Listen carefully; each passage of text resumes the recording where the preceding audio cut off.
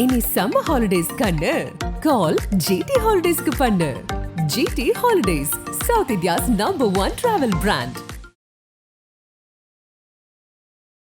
கில்லி முதல் நாள் ரீரிலீஸ்க்கு அப்புறம் கிடைச்ச அந்த தொகை அப்படின்னு அவர் வெளியிட்டவரே போய் அவருக்கு மாலை போடுறாரு. நீங்கள் வருஷத்துக்கு ஒரு படமாக நடிக்கணும்.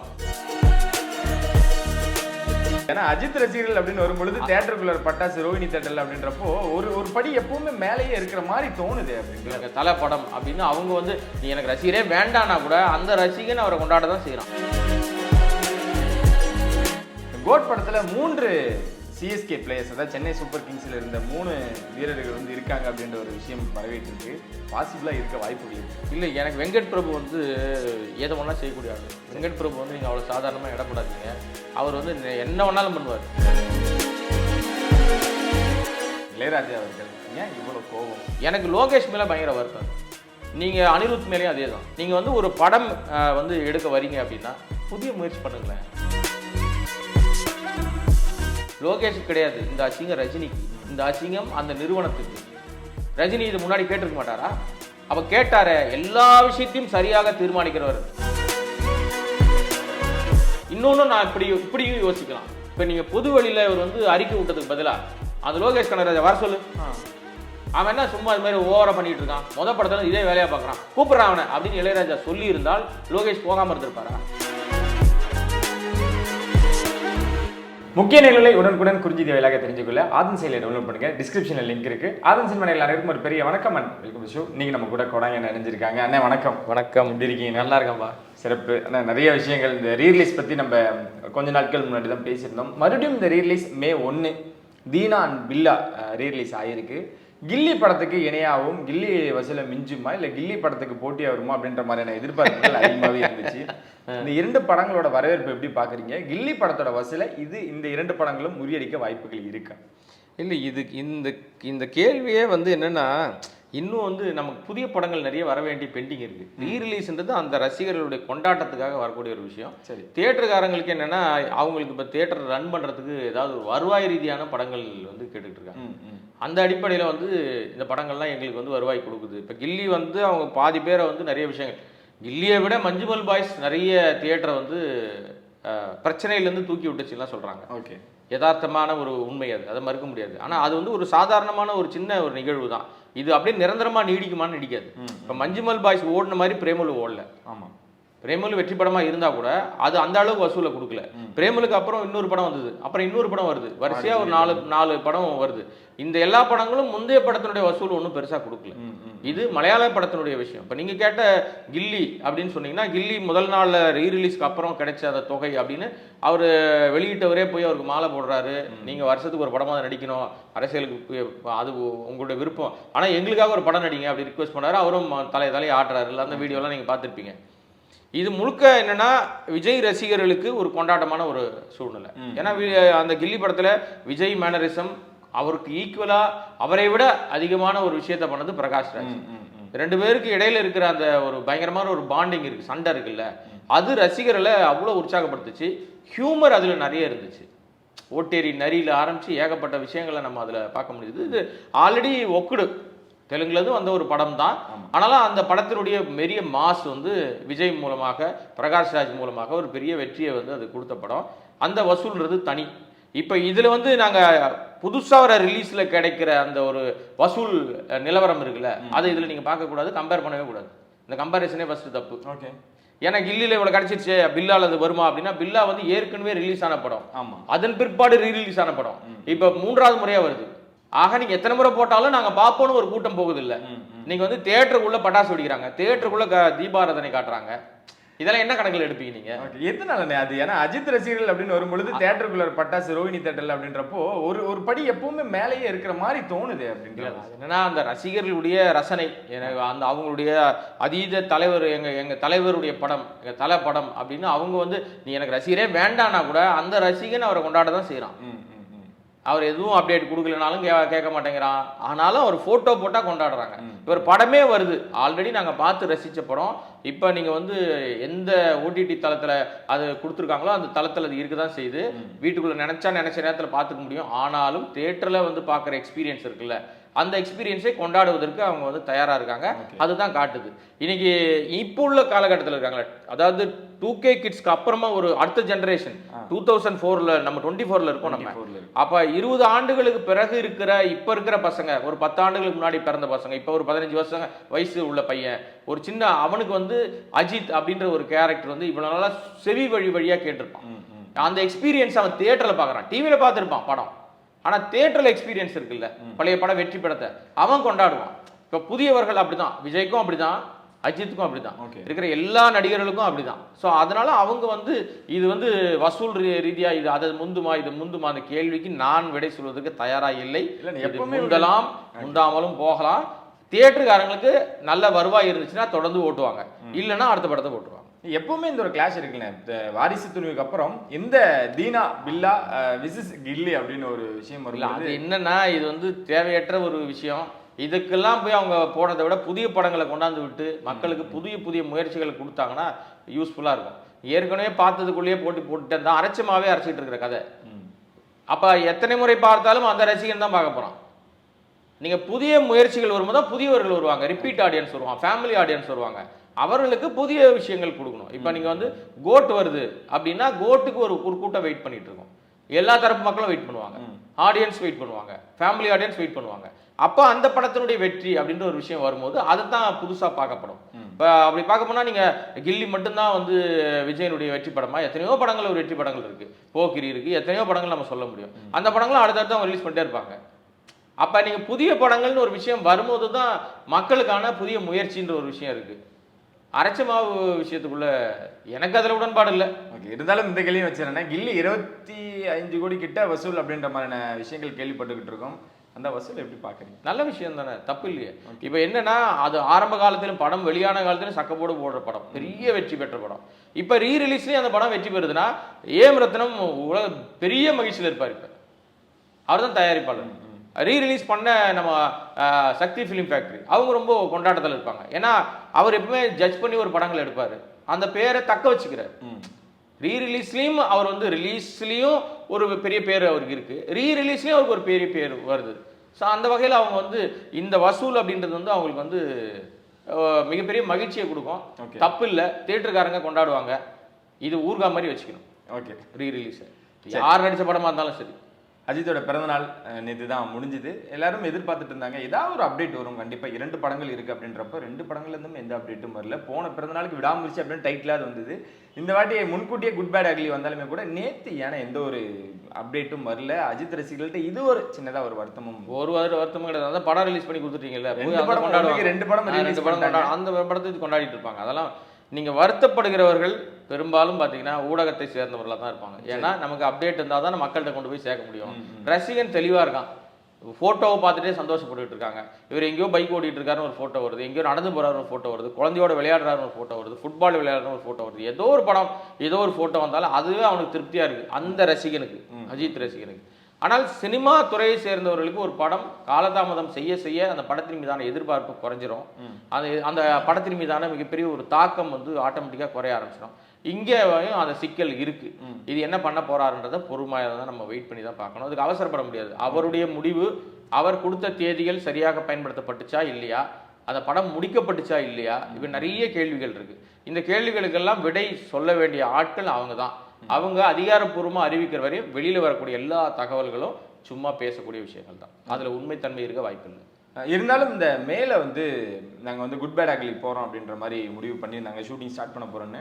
அப்போ அதுதான் போகிறாங்களே விடாமுயற்சி கொஞ்சம் இல்லை, விடாமுயற்சியினுடைய சூழல் என்ன நடக்குதுன்னே அங்கே தெரியவே இல்லை. ஏன்னா அதை தயாரித்த நிறுவனம் பெரிய நிறுவனம். அஜித்தும் இதுவரைக்கும் அவர் சார்பாக அது சம்பந்தமான இவ்வளவு சர்ச்சைகள் வரும்போது கூட அவர் எந்த விளக்கமும் கொடுக்கவே இல்லை. அவர் சார்பாக கூட யாரும் பேசவே இல்லை. அதனால அது வந்து அதோட சூழல் தெரியாம இப்ப உதாரணத்துக்கு சொல்லணும்னா நெகட்டிவா பேசுறவங்களுக்கு திருசங்கு சொர்க்க நிலையில இருக்குன்னு பேசுவாங்க. நம்ம பொறுத்த வரைக்கும் அப்படி இல்லை. ஒரு படம் தயாரிக்கிறது எவ்வளவு கஷ்டம்ன்றது உணர்வு ரீதியாக புரிந்தவன் நான். எனக்கு தெரியும் அந்த சிரமம் எவ்வளோன்னு. பெரிய படமா சின்ன படமான்றதுலாம் முக்கியம் இல்லை, யார் நடிக்கிறான்றதும் முக்கியம் இல்லை. ஒரு படத்தை கரெக்டாக தொடங்கி கரெக்டாக முடிக்கிறதுக்குள்ள எவ்வளவு ஸ்ட்ரகிள் வரும், எதிர்பாராத பிரச்சனைகள் வரும், யாரெல்லாம் நம்பணுமோ அவங்கெல்லாம் எவ்வளவு தூரம் ஏமாத்துவாங்க, எவ்வளவு தவறான நபர்கள் நல்லவர்களாக வேஷம் போடுவாங்கன்றதெல்லாம் அந்த படம் தயாரிக்கிறவங்களுக்கு, அந்த படத்தின் மீதான வேலை பார்க்குறவங்களுக்கு தான் தெரியும் உண்மை.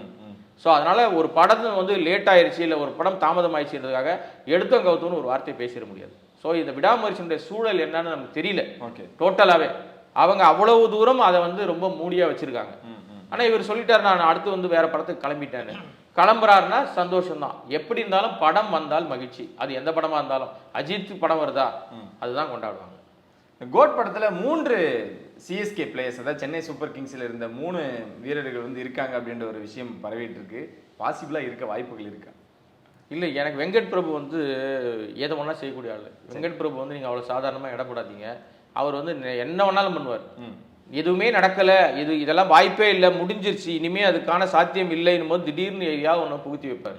அதனால் அவர் கிரிக்கெட்டில் ரொம்ப விருப்பப்பட்ட ஆள் தான். சென்னை 28 நீங்கள் எடுத்துக்கலாம் உதாரணமாக.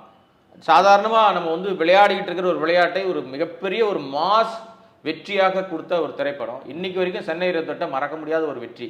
அதில் உழைத்தவர்கள் நடித்தவர்கள் எல்லாம் நடிக்கல, ஜாலியாக விளையாடினாங்க. அந்த ஜாலியான விளையாட்டை மிகப்பெரிய வருவாயாக கொட்டி கொடுத்தது ரசிகர்கள் தான். அதனால வெங்கட் பிரபுவும் அந்த மாதிரி விளையாட்டு போல தான். நீங்கள் சொல்கிற விஷயங்கள் இருக்கவும் வாய்ப்பு இருக்குது. எனக்கு தெரியல, இருக்கவும் வாய்ப்பு இருக்குது. ஓகே, இருக்கவும் வாய்ப்புகள் இருக்குது. அப்படி இந்த பக்கம் வந்துட்டோன்னே இளையராஜா அவர்கள் ஏன் இவ்வளோ கோபம், குறிப்பாக லோகேஷ் மேலேயும் அனிருத் மேலேயும்?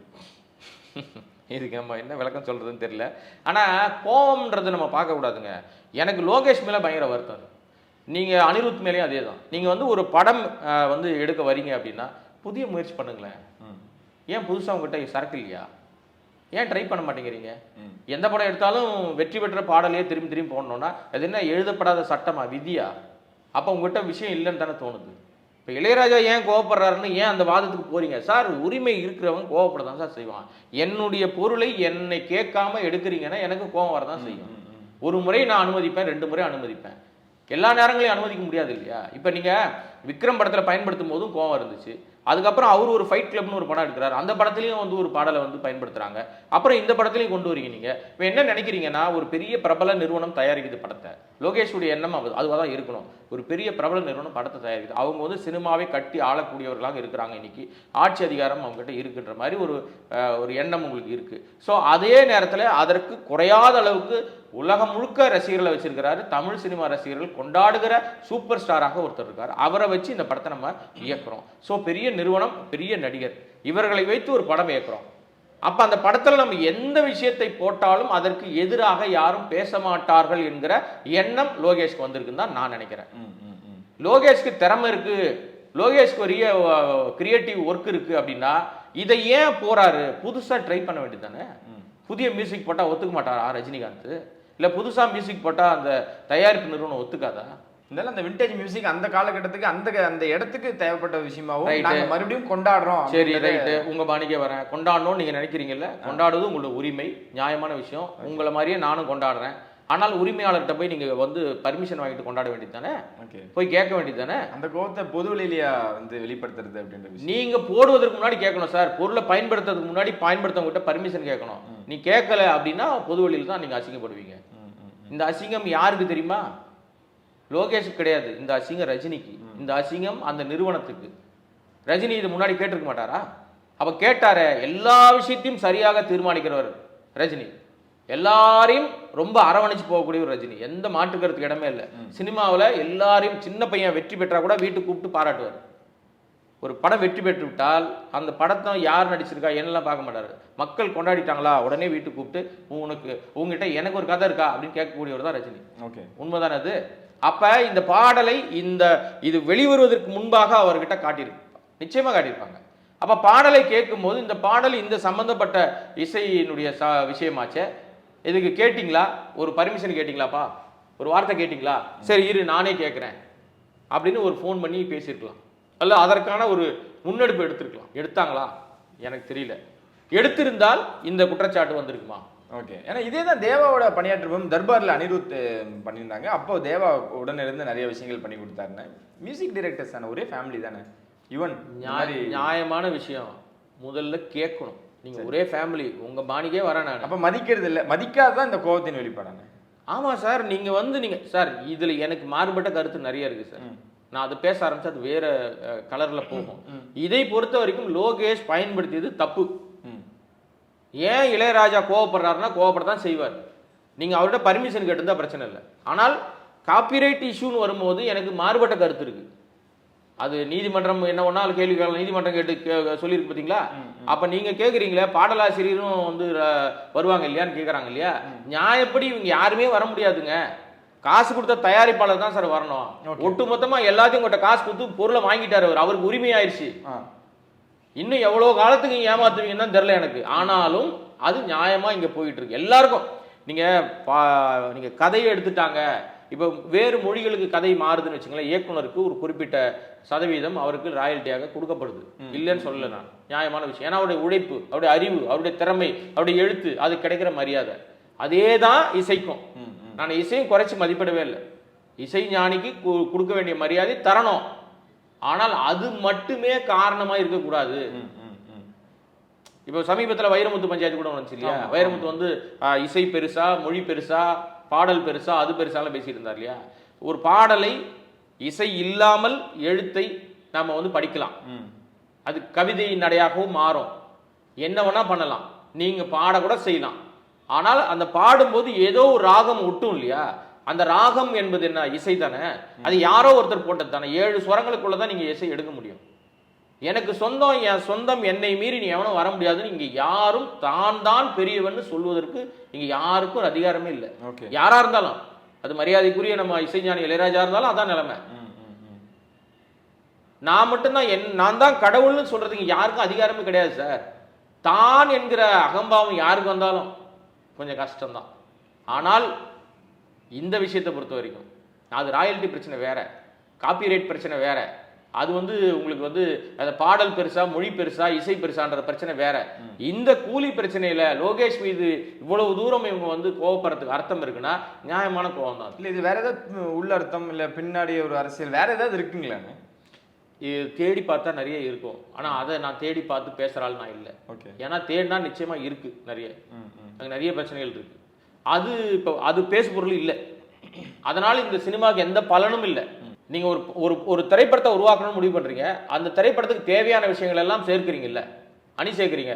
ஒரு இயக்குனர் என்ன பண்ணுவாரு, ஒரு கதையை எடுத்துருவாரு, கதையை தீர்மானிக்கும் போது இந்த நடிகர் நடிச்சா நல்லா இருக்கும், இந்த கதாபாத்திரம் இந்த கதாபாத்திரத்துக்கு சரியா இருக்கும், இந்த கேரக்டருக்கு இந்த நடிகை இருந்தால் கரெக்டா இருக்கும், இந்த இசையமைப்பாளர்கிட்ட நம்ம இதெல்லாம் வாங்க முடியும், RR நல்லா போடுவார், BGM நல்லா போடுவார், பாடல் இவங்க போடுவாங்க. சில படங்கள் எல்லாம் பார்த்தீங்கன்னா பாடலுக்கு ஒரு இசையமைப்பாளர் இருப்பாரு, பின்னணி இசைக்கு வேற ஒருத்தர் இருப்பார். ஏன்னா அவர் வந்து பாடலுக்கு தான் கரெக்டான ஆளு, பின்னணி இசைக்கு இவர் தான் கரெக்டான ஆளுன்னு போவாங்க. அப்ப தனித்தனியா ஒரு விஷயங்களை தீர்மானிக்கிற இடத்துல இருக்கிறது யாருன்னா இயக்குனர் தான். அதனாலதான் அவரை கேப்டன் சொல்றாங்க. முழுமையான அந்த கப்பலை வந்து ஓட்டக்கூடிய முழுமையான ஒரு விஷயம் நபர் யாருன்னா அதிகாரமிக்க நபராக இயக்குனர் தான் இருக்காரு. அந்த இயக்குனர் தான் தீர்மானிக்கிறார், எனக்கு இந்த விஷயத்துக்கு இதுதான் வேணும்னு.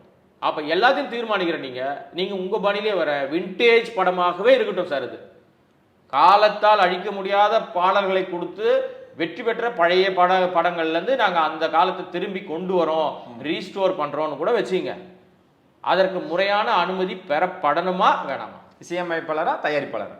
எல்லாருக்கும் சொல்றேன் நான். இல்ல யார்கிட்ட வாங்கணும்? நீங்க தயாரிப்பாளர்கிட்டையும் சொல்லணும், இசையமைப்பாளர்கிட்டையும் சொல்லணும். இப்ப எங்கேயாவது ஒரு இடத்துலயாவது உரிமை பெற்றவர்களிடம் ஐயா உங்க படத்துல இருந்து இந்த விஷயத்தை நான் வாங்கிக் கொள்கிறேன், இந்த பாடலை நான் பயன்படுத்திக் கொள்கிறேன் அப்படின்னு சொல்லி ஒரு அனுமதி கடிதம் வச்சிருக்காங்கன்னு வச்சுங்களேன்.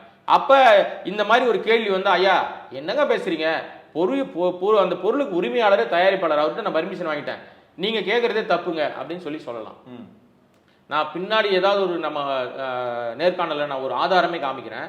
நான் வந்து ஒரு நண்பருக்காக ஒரு பாடலை பழைய பாடல், அந்த பாடலினுடைய உரிமை வேணும்னு சொல்லிட்டு முடிவு பண்ணோம், அந்த படத்துல போடலாம் அப்படின்னு சொல்லிட்டு. ஸோ ஓகே, அந்த படத்தை எடுத்த நிறுவனம் வந்து பிரபல நிறுவனம் AVM நிறுவனம். AVM நிறுவனத்திட்ட நாங்கள் போயிட்டு அப்ரோச் பண்ணோம். சரவணன் சார்கிட்ட போய் பேசும்போது அவர் வந்து நம்ம பத்திரிகையாளராக நம்ம ரொம்ப அடிக்கடி சந்திச்சு பேசின அந்த நட்பின் அடிப்படையில் நம்ம கூட்டு போனவரும் நம்மளை பற்றி நிறைய விஷயங்கள் சொன்ன அடிப்படையில் ஓகே நீங்களாம் இணைந்து ஒரு விஷயம் பண்ணுறீங்களா, ரொம்ப சந்தோஷம், உங்களுக்காக நான் வந்து கண்டிப்பாக அந்த பாடலை உங்களுக்கு நான் கொடுக்குறேன், ஒன்றுமே பிரச்சனை இல்லை, உட்காருங்க தம்பின்னு சொல்லி போய் பேசின அரை மணி நேரத்தில் கடகடன்னு ஒரு AVM லெட்டர் ஹெட்ல டைப் பண்ணி அந்த பாடலை குறிப்பிட்ட அந்த பாடலை போட்டு இந்த படத்திலிருந்து இந்த பாடலை இவர்கள் தயாரிக்கிற இந்த படத்திற்கு இந்த பாடலை பயன்படுத்துவதற்கான உரிமையை நாங்கள் வழங்குறோம்னு சொல்லி போட்டு AVM நிறுவனம் சரவணன் சார் கையெழுத்து போட்டு கொடுத்துருக்காரு. அந்த லெட்டர் என்கிட்ட இருக்கு. அந்த படத்தில் அப்புறம் நம்ம பணியாற்றல, அந்த படம் வேறொரு தளத்தில் மாறி போச்சுன்னு வச்சுக்கோங்க, அந்த பாடல் பயன்படுத்தலை. ஆனால் நாங்கள் தயாரிப்பாளர்கிட்ட தான் அப்போ அனுமதியை பெற்றோம். நான் சொல்றதெல்லாம் பல ஆண்டுகளுக்கு முன்னாடி. அங்கே போய் எனக்கு இசையமைப்பாளர்கள் அந்த பாட்டெல்லாம் கேட்கல. அப்போ இந்த ராயல்டி பிரச்சனைலாம் வரல அப்படி நினைக்கிறேன் நான். என்ன ஸோ இந்த நாங்கள் குறிப்பிட்ட பாடலும் பஞ்சாயத்துக்குள்ள ஒரு சிக்கலை உருவாக்கக்கூடிய ஒரு பாடலாக தான் இருக்குது. ஒருவேளை நாங்கள் பயன்படுத்தி இருந்தால் இந்த சிக்கல் வந்திருக்கலாம் போல இருக்கு. பயன்படுத்தலை ஆக்சுவலா. அப்படி நிறுவனத்துக்கிட்ட நாங்கள் வாங்கி வச்சிருக்கிறோம். இப்போ எங்களை போன்ற பல பேரும் வந்து வாங்கி இருக்கலாம். பட் இவங்க வாங்கியிருந்தாங்கன்னா அதை முறையாக காமிச்சிருக்கலாம். இங்கே நாங்கள் வாங்கியிருக்கிறோம், இன்னார்ட்ட வாங்கியிருக்கோம், பொருளுக்கு சொந்தக்கார அவர்கிட்ட நாங்கள் வாங்கிட்டோம்னு சொல்லலாம். அதை எதுவும் வாங்கின மாதிரி தெரியல. அதனால தான் வெளிப்படையாக அவர் பேசுறாரு. ஏன்னா கூலி டைட்டில் அப்படின்றதே வந்து நாராயண் சார் வச்சிருந்தாங்க, அவங்ககிட்ட அஃபிஷியலாக சன் பிக்சர்ஸ் வாங்கியிருக்காங்க அப்படின்ற விஷயம். மார்க் ஆண்டனி அதுக்கப்புறம் இன்னும் சில படங்களில் வந்து மஞ்சுமல் பாய்ஸ் முதற்கொண்டு பாடல்களை பயன்படுத்திக்கிட்டு தானே இருக்காங்க. இது மற்ற படங்களுக்கு இதே பிரச்சனை தானா, இல்லை இந்த படத்துக்கு மட்டும் ஏன் இவ்வளோ பெரிய பிரச்சனை அப்படின்றது? இல்லை, நீங்கள் வந்து இந்த படத்துக்கு மட்டும் இல்லை, மஞ்சுமல் பாய்ஸ் வரும்போதும் சரி, பல விஷயங்களில் வரும்போதும் சரி, ஒருவேளை கமலஹாசன் அவர்கள் வந்து இளையராஜாவோட பேசியிருக்கலாம், நமக்கு தெரியாது. அவங்க பேசுனாங்களா பேசலையாலாம் தெரியாது. ஏதாவது ஒரு விஷயம் நிச்சயமாக பேசாமல், ஏன்னா அவங்க ரெண்டு பேருக்குள்ள இருக்கிற நட்பு, அந்த பாண்டிங்கிறது வேற. இளையராஜாவுக்கும் ரஜினிகாந்துக்குமே நல்ல நட்பு இருக்கு, நல்ல மரியாதை இருக்கு, அதெல்லாம் அது இல்லைன்னு சொல்லவே இல்லை. ஆனால் அந்த அந்த தொடர்புக்குள்ள வந்து அவங்களுக்குள்ள அந்த கம்யூனிகேஷன் எரர் ஏதாவது இருந்திருந்தால் இது போன்ற வெளிப்பாடுகள் இருந்திருக்கும். அதுதான் எல்லாருக்கும் கேள்வியா இருக்கு. ரஜினியும் இளையராஜா அவர்களும் ரொம்ப நெருக்கம். இவர் ஒரு போன் அடிச்சிருந்தாலுமே கூட அவர் அந்த விளக்கத்தை கொடுத்திருப்பாரு. சன் பிக்சர்ஸும் இளையராஜா அவர்களும் கூட நெருங்கிய வட்டம் தான். அவரும் கால் பண்ணியிருந்தாங்கன்னா இந்த மாதிரி ரைட்ஸ் வேணும் அப்படின்னாங்கன்னா அவங்களும் கரெக்டாக வாங்கியிருப்பாங்க. இது யார பிரச்சனை? லோகேஷா, அனிருத்தா, சன் பிக்சர்ஸா, ரஜினியா? யாரோட கருத்து வேறு? இல்லை, இது முழுக்க முழுக்க லோகேஷோட பிரச்சனை தான். லோகேஷ் தான் நீங்க கைட் பண்ணணும். சார் தயாரிப்பு நிறுவனத்துக்கு என்ன சார் வேலை? உங்களை கமிட் பண்றோம், நீங்க இயக்குனர் படம் பண்ணுங்கன்னு சொல்லிடுறோம், உங்களுக்கு கேட்கற தொகையை கொடுக்குறோம், கேட்கற வசதிகள் பண்ணி கொடுத்துறோம், எங்க வேலையை நாங்க பார்த்துக்கிட்டு இருக்கோம், நீங்க அதுக்குள்ள என்ன பண்றீங்கன்னு ஒவ்வொரு நாளும் பார்த்துக்கிட்டே இருக்க முடியும். நல்ல வேலை நான் இப்போ அந்த பழைய படத்துல அந்த டைலாக்ஸ் எல்லாம் யூஸ் பண்ணியிருக்காங்க. இப்போ அதுக்கும் அதுக்கப்புறம் நிச்சயமா பிரச்சனை வரதான் செய்யும். அதுக்கு கண்டிப்பா வரும். நீங்க உதாரணத்துக்கு பாத்தீங்கன்னா இதே ஏவிஎம் நிறுவனத்தை எடுத்துக்கிறேன் நான் உதாரணத்துக்கு. அவங்க வந்து சிவாஜி படம் பண்ணிக்கிட்டு இருந்தாங்க. அப்போ சங்கர் தான் அந்த படத்தினுடைய இயக்குனர். படம் போயிட்டு இருக்கும்போது போஸ்ட் ப்ரொடக்ஷன் வேலை நேரங்களில் ஏவிஎம் சரவணன் உட்பட யாரையுமே அவர் வந்து போஸ்ட் ப்ரொடக்ஷனுக்குள்ள அனுமதிக்கவே இல்லை. படத்தை முடிச்சுட்டு காமிக்கிறேன், இடையில உள்ள வராதிங்க, நீங்க தயாரிப்பாளர், ஆனா முன்னாடிலாம் எதுவும் காட்ட முடியாது. எந்த ஒர்க் நான் வேலை முடிச்சுட்டு காமிக்கிறேன். அது அவருடைய பாணி, அந்த இயக்குனருடைய பாணி. அவருக்காக அந்த மாதிரி தான் பெரும்பாலான இயக்குனர்கள் போஸ்ட் ப்ரொடக்ஷன் நேரத்தில் தயாரிப்பாளர்கள் உள்ள சேர்க்கறது இல்லை. ஏன்னா நான் எனக்கான விஷயத்தை முடிச்சிடுறேன், நீங்க உங்களோட டைப் வச்சிருக்கேன், அக்ரிமெண்ட் போட்டிருக்கேன், உங்களுக்கு நீங்க சொன்ன பட்ஜெட்டுக்குள்ள நான் முடிச்சு கொடுக்குறேன், அதை நான் முடிச்சிட்ட பிறகு உங்களுடைய பொருளை நான் உங்ககிட்ட கொடுக்குறேன். அப்போ நீங்க அதுல நிறை குறைகள் குறித்து நீங்க பேசலாம். அதுக்கு முன்னாடி எடுத்துட்டு வந்து ரா ஸ்டாக்ல வந்து நீங்க எதுவும் பண்ண வேண்டாம்ன்றது அவருடைய நிலைப்பாடு. அது மாதிரி வந்து எல்லாத்துக்கும் இவங்க வந்து முன்னாடி வரணும், தயாரிப்பு வரணும்னு சொல்ல முடியாது. இவங்க வந்து படம் எடுங்கன்னு கொடுத்தாச்சு. ரஜினிகாந்துக்கும் இதுக்கு பொறுப்பு கிடையாதுங்க, அவரையும் இதுல கொண்டாந்து கோத்து விட முடியாது. அவர் ஒரு நடிகர், அவ்வளவுதான், இந்த படத்தினுடைய ஒரு நடிகர். இசையமைப்பாளரும் இயக்குனரும் பேசணும். ஏன்னா இந்த இசை எங்கிருந்து வந்துச்சு? இன்னொரு படத்துல இருந்து எடுக்கிறோம். இசையமைப்பாளருக்கு தெரியும்ல எந்த படத்தில் எடுக்கிறோம் நம்மன்னு, இயக்குனருக்கு தெரியும்ல எந்த படத்தை ரெஃபரன்ஸ் கொடுத்துருக்கோம் நம்மன்னு. எனக்கு தெரிஞ்சு ஒரு இயக்குனர் இருக்காரு, பேர் சொல்ல மாட்டேன் நான். அந்த இயக்குனர் வந்து படம் பண்ணிக்கிட்டே இருக்காரு, அடிக்கடி படம் பண்ணிக்கிட்டு இருக்காரு. இப்போ அவர் பண்ண போக இசையமைப்பாளரை பிடிச்சி முடிவு பண்ணிட்டாருன்னா நேராக போவார், இவ்வளவு இசைத்தட்டுகள் கொண்டு போவார், இதெல்லாம் ரெஃபரன்ஸ், இது முதல் ரீலுக்கு, இது ரெண்டாவது ரீலுக்கு, இது இவரே கொடுத்துருவார் மார்க் பண்ணி, இப்படி தான் இருக்கணும், இதுலேருந்து அந்த ட்ராக்கத்துக்கு அதில் போடு, இந்த ட்ராக்கத்துக்கு இது இவரே சொல்லிடுவார். எல்லாத்தையும் சொல்லிட்டு எனக்கு இப்படி தான் வேணும்னு எடுப்பாங்க. நீங்கள் அந்த படங்களை பார்க்கும்போது உங்களுக்கு பழைய ஞாபகங்கள் வரும். ஆனால் அதுதானா? இல்லை இல்லை இல்லை, சே அது இருக்காது, இது இருக்காது. அதே மாதிரி இருக்கு. இப்படி யோசிக்கிற மாதிரி ஒரு ட்ராக்கை மாற்றுவாங்க. தெளிவான ஒரு இயக்குனர் இருக்கார் இன்னைக்கும் இண்டஸ்ட்ரிக்குள்ள. அவர் படங்களும் பேசுகிற படங்களாக மாறிட்டு தான் இருக்கு.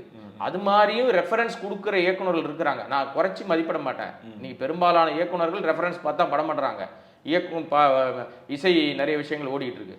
இதை ரெஃபரன்ஸ் கொடுக்கும்போது ஏற்கனவே எங்க ராயல்டி பிரச்சனைன்னு காலங்காலமா பஞ்சாயத்து ஓடிட்டு இருக்கு. சார் நட்பாக நகமும் சதையுமாக பழகிய எஸ்பிபிக்கும் இளையராஜாக்கும் என்ன சார் பிரச்சனை? ராயல்டி பிரச்சனை. அவர் மேடைகள்ல இளையராஜா பாட்டே பாடுறதில்லை, அதிக பாடல்களை பாடினவர் எஸ்பிபி. அப்படிப்பட்டவரே மேடை கச்சேரிகள்ல உளநாடுகள்லாம் கச்சேரிக்கு பண்ண போனார்னா இளையராஜா பாட்டே பாடுறது நிறுத்திட்டாரு. ஏன் பாடணும், நான் அதை விட வேற பாட்டு இல்லையா என்கிட்ட அப்படின்னு புதிய பாடல்கள் பாட ஆரம்பிச்சிட்டாரு. அப்படி இருந்த அந்த சிக்கல் உங்களுக்கு தெரியாதா? அவர் பாடலை எடுக்கிறதுக்கு முன்னாடி யோசிக்க வேணாமா? அவர்கிட்ட ஒரு வார்த்தை கேட்கணும்னு தோண வேணாமா? நீங்க போய் கேட்டிருந்தா தரமாட்டேன்னு சொல்லியிருப்பாரா? மரியாதையாக அணுகி இருந்தால் அந்த விஷயம் நடந்திருக்காதா?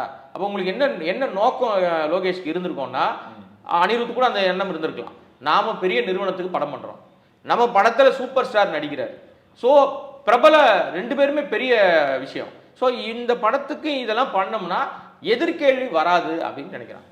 ஓகே, இதோட தொடர்ச்சியை நாங்கள் எங்கே பார்க்குறோம்னானே வைரமுத்து அவர்கள் பேசினது தான்.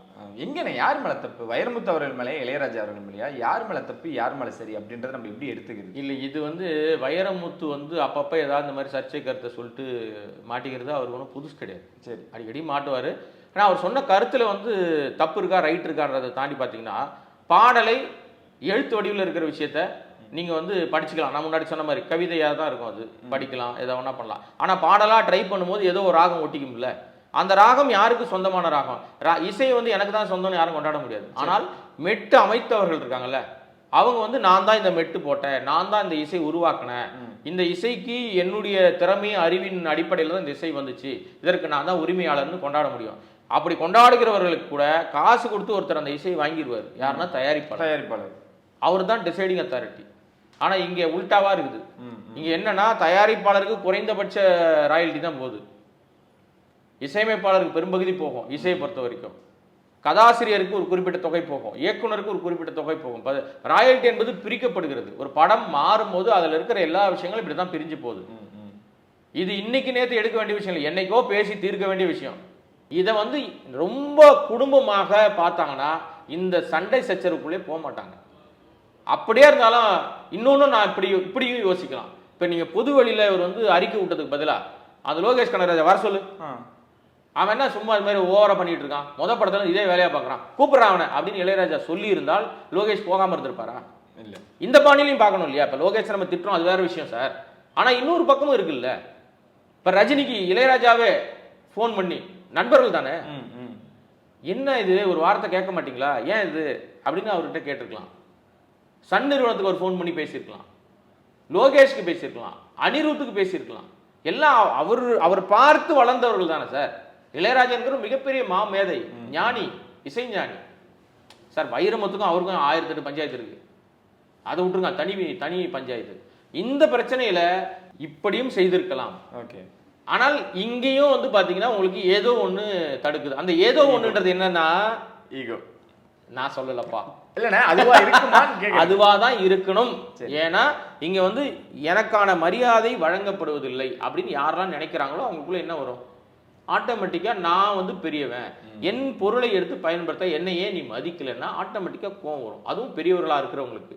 அந்த கோபத்தினுடைய வெளிப்பாடு என்னன்னா, இது ரொம்ப அழகா கையாண்டு இருந்தாருன்னா அவருடைய மரியாதை இன்னும் வேற ஒரு உயரத்துக்கு போயிருக்கும். இப்போ இளையராஜா பொதுவெளியில ஒரு நோட்டீஸ் அனுப்பாமையோ, பொதுவெளியில பேசாமையோ, அவருடைய வழக்கறிஞர் மூலமா ஒரு விளக்கம் கொடுக்காமையோ, பொதுவெளியிலேயே லோகேஷ் கனகராஜ் என்னுடைய இசையை பயன்படுத்தியிருக்காரு, அந்த தம்பி என்னை நான் சந்திக்கணும்னு ஆசைப்படுறேன் அப்படின்னு ஒரு வார்த்தை சொல்லியிருந்தாலே ஆட்டோமேட்டிக்கா தடுக்கி குப்புற விழுந்து லோகேஷ் ஓடி போயிருப்பார்.